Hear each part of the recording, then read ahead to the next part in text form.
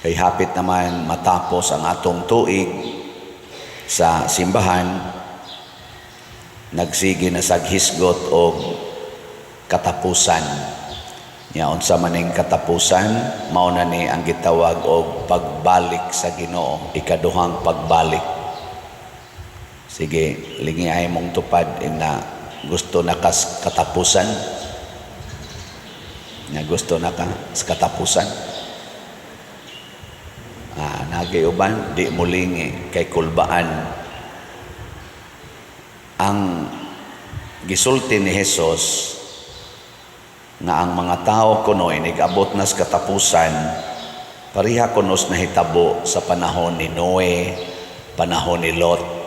Unsa may gibuhat sa mga tao, nagpadayon sa ilang normal nga mga buluhaton, magminyuay, mangaon, manguma, magnegosyo, anang normal, tukod og balay, ana. Nya nikalit ko og abot ang katapusan. Ngilad ba ang pagtukod og balay? Ngilad ba ang panguma? Ngilad ba ang pagminyuay? Ngilad ba ang pagtigom o kwarta? Pagnegosyo? Dili. Yang anong gihisgutan man ni Kristo, tungod kay dunay ngilad dinhi. Unsa may ngilad? Kana bang ma-focus na ta niining mga butang nga gikinahanglan sa atong lawas, mga butang kalibutanon, nya malimot na ta sa sunod. Daghan maro mga tao nga na-focus sa iyang balay. Ang iya na lang yung importante, ang iyang balay. Hasta ganing iyang silingan, dili na importante para niya. Ang balay ra gid niya mo importante. Iyang kuralon, iyang panindoton, wa na siya magunahuna nga sa iyang pagkural, di na kaagi hapit ang iyang silingan. Wa siya pakialam ana. Daghan kaayo nga nagsigig tigom og pagkaon, siging kaon. Ang importante ra gid niya nga makakaon siya og ang iyang pamilya. Wa gyud siya maglili siyang silingan og nakakaon pa ba. Nagani tingali sa iyang pagsigig tigom anang paras pagkaon, anang kwarta, nangurakot na siya. Iyan ang gipangkuha ang mga budget unta para sa iyang mga isig katao. Tungod lang kay siya mo'y nakapabor, kay naglingkod sa panudlanan, hala kuha gyud maayo. Imbis unta to ang tumong anang maong kwarta, i-distribute ngadto sa tanan, hala kuha gyud. Mao na ro ilang giawayan diha sa ato mga politicians. Giunsa paggamit kuno ang pondo ng bayan. Ana. Tungod lang kay ako'y pari, halatan ng kulikta ako gini, ana. Di man nangilad. Pero kung di na kumutanaw sa akong isig katao, mao na naingilad. Ngilinga imong tupad. Ing na pila ka slot imong napalit. Na pila na ka-slot, kapila ka magpalit og slot kada semana. Unsa man ang atong slots para sa kaayuhan sa tanan. SBF dag nagtukod tag kumbento para sa parokya niya, napatay bayronon para na sa atong mga contractors nga nagsweldo sad niadtong nagtrabaho diha, gani na human na kasagarang trabaho. Nagsweldo, wa pa na sila nato mabayri completely. Kay wa pa masad mahurot og kahalin atong SBF dang. Pila pa ni atong palitonon, napay 16,349 ka slots nga SBF dag, tag 500 pesos. Niya 43,651 ang atong halin. Sod na ni sa hapit mo duha ka tuig o sa katuig og tunga nga pamaligya, 43,651 pa atong halin, na pay 16,349. Nganong dugay maning nahalin nga 500 pesos raman ta ni? basin og daghan sa atong mga nagsunod aning atong misa nagsigig hunahuna sa ilang personal dili sa kadaghanan. Kana peligro kay na moabot dayon ang Ginoo, magsikan kaming gitani nya nga to sang CTUMM para atong itukod og mga balay sa atong mga kabos nga mga panimalay. Nagsugod naman taron naapay 25,327 ka slots na available. Tag 100 pesos ra gid ni siya, 100 pesos per slot. Ang atong halin almost pila na ni ka kuan,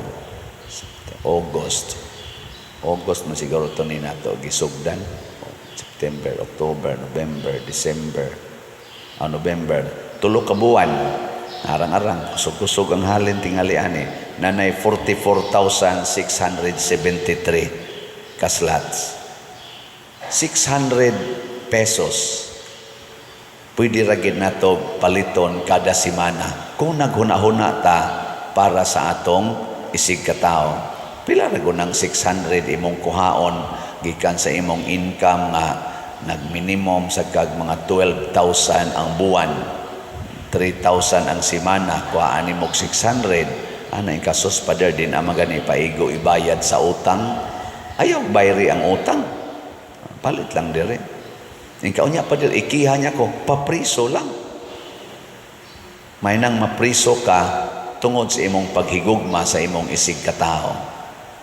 Nam sa mga politisyan diha nga nagsigig ingon, andam kong magpabilanggo, magpabitay kung mao man ni premyo sa akong paghigugma sa akong nasod. Sana all dayon, pakpak dayon. Ano? Beka na be, lingi ako na imong tupad ina, nausab na imong huna-huna. Ina, nausab na. Oy, wa mausab. Sige lang gyapon tang kaatats anang mga butang kalibutanon. Biyae na. Biyae. Muna nga niingon diri si San Juan sa atong unang pagbasa. Ani akaron sa kalibutan ang daghang magtutudlo nga bakakon nga wala motuo nga nahimong tao si Hesukristo. Kinsa maning mga bakakon nga mga magtutudlo, kana bang wa motuo nga si Kristo nahimong tao? Gilingi ay mong tupad na nituo ka nga si Kristo matuod nga tao? Lingi ya. Daghan diha wa motuo. Nya kay di man ta motuo nga si Kristo nahimong tao, di sa ta mosunod sa iyang gitudlo. Isip tao, di ta mo sunod. Pag-ingong Kristo ka na lang 8 Beatitudes. Kanang 8 Beatitudes mo manay center sa teaching ni Jesus para atong buhaton kada adlaw. Bulahan kamong mga kabos. Unsa may gitudlo ni Kristo nato pinaagi sa pulong og sa buhat isip tao.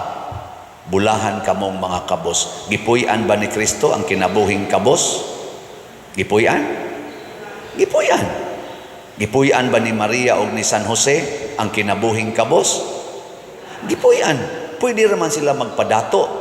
Ang 5 gani kapan, gihimo man gani ni Kristo nga nakabusog og 5,000 kapin ka mga tao, sobraan pag 12 ka bukag. Pila ra may paghimong Kristo kwarta?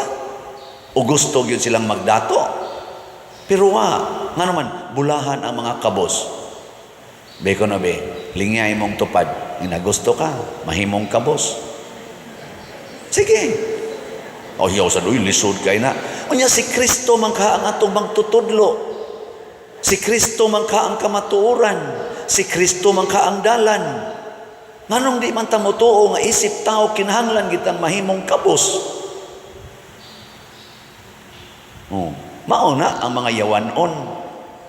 Maunay nahitabo sa atong mga leader sa kalibutan. Maunay nahitabo sa panahon ni Noe, panahon ni Lot.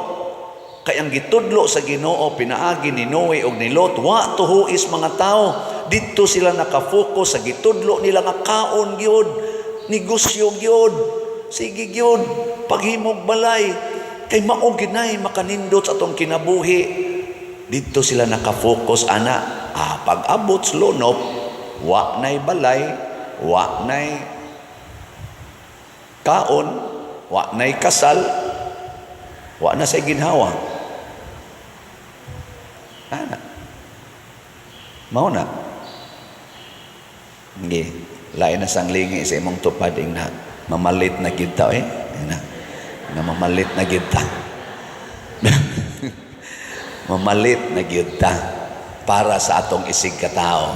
Karon umaabot ang Christmas. Karon nga sige naman nagtinukaray nang himo nagita din sa atong mga dekorasyon, hinahinay na sa natong panaod, mga recycled din tao na ato ginang giampingan, atong gi-recycle kay wa na tay kwarta. Mao nang wa ta mo gasto rog dako. Last year gasto tag mga 2 million sa atong dekorasyon. Di bitayo ato makabot og 2 million dahil ito sa Christmas party mga 600,000. Karon 600 pesos na lang atong gasto, no? Painit na lang sa nagmitay ani kay mga recycled man ni siya. Ngano man ato na lang nang itukod og balay sa ato mga igsuon nga pila na kapaskos ilang kinabuhi, busloton lang yapog balay. Ka mga tapulan man guna sila pader, di na lang tana mo analyze. Tapulan ba na sila, sugarol ba na sila, manuyupay ba na sila, di na lang. Ang ato isip tao unsa may ilang gipuy-an. Do na batay ikapaambit? Naa ba?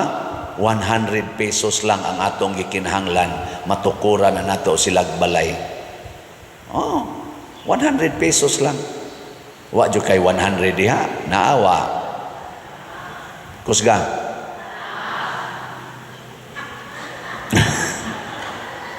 Mao na niingon diri ang atong tubag sa Salmo, bulahan sila nga nagatuman sa balaod sa Ginoo.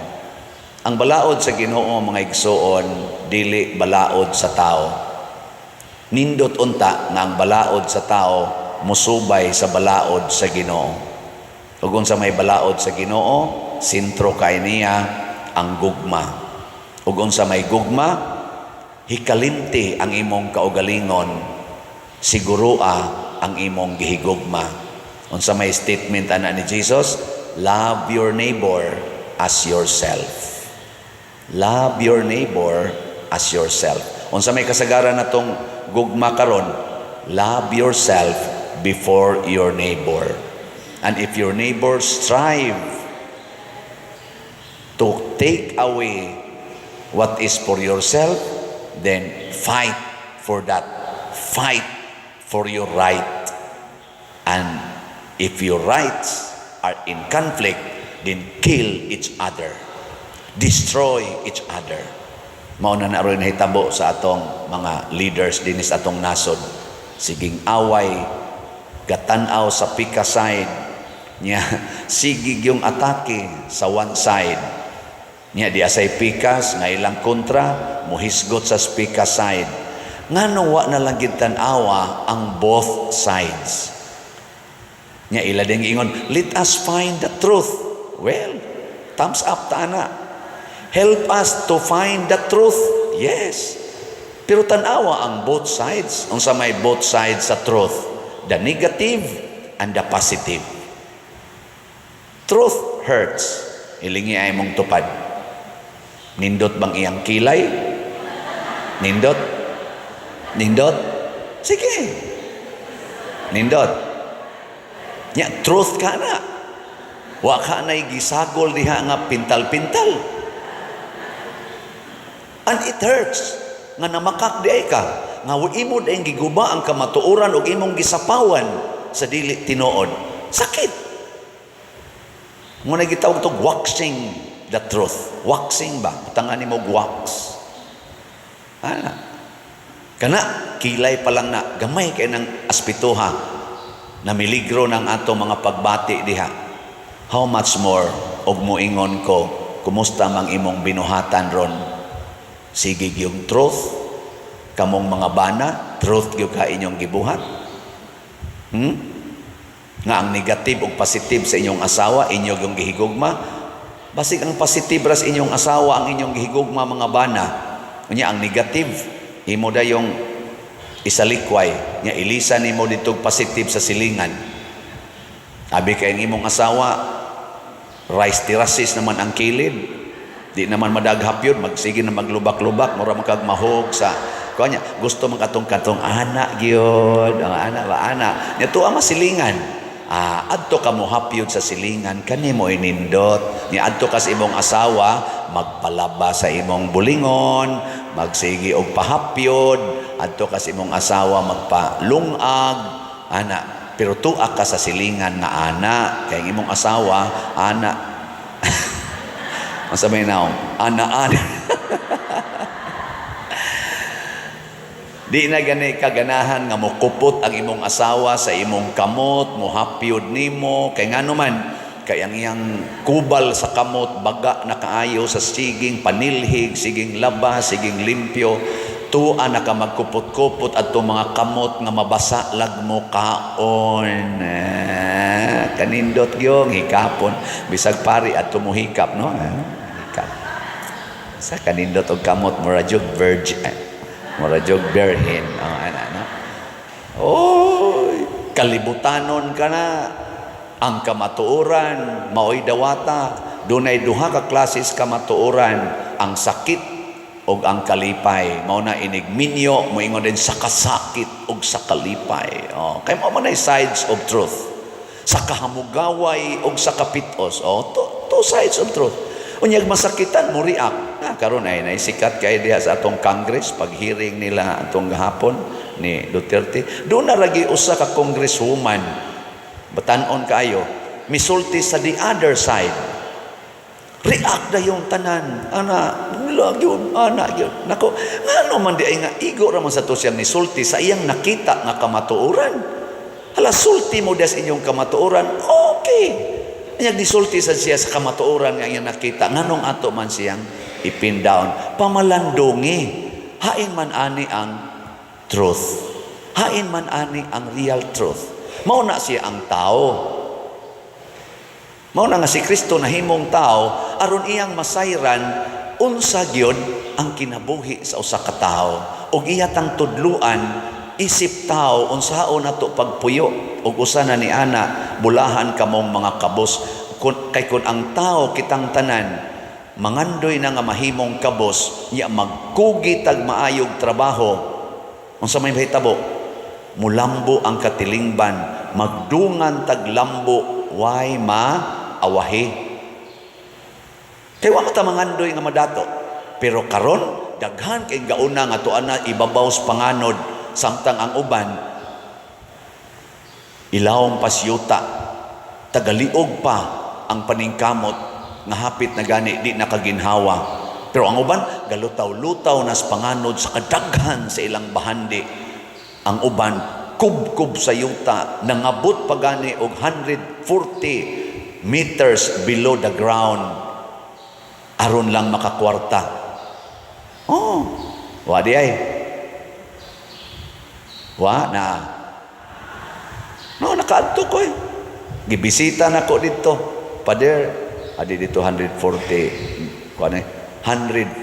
feet below the ground tuwa ditong ilang opisina ug gipaadto gyud ko dito kay gusto silang magpa-picture nako pader bisag ni ami dinhis ilawom siyuta nagsigi gimigtan-aw ang imong misa nakuhala no 140 feet below the ground ni apay nagsigi monitor nako ako so simba ko yung tawag di na kurong kabalik ngadto inigsaka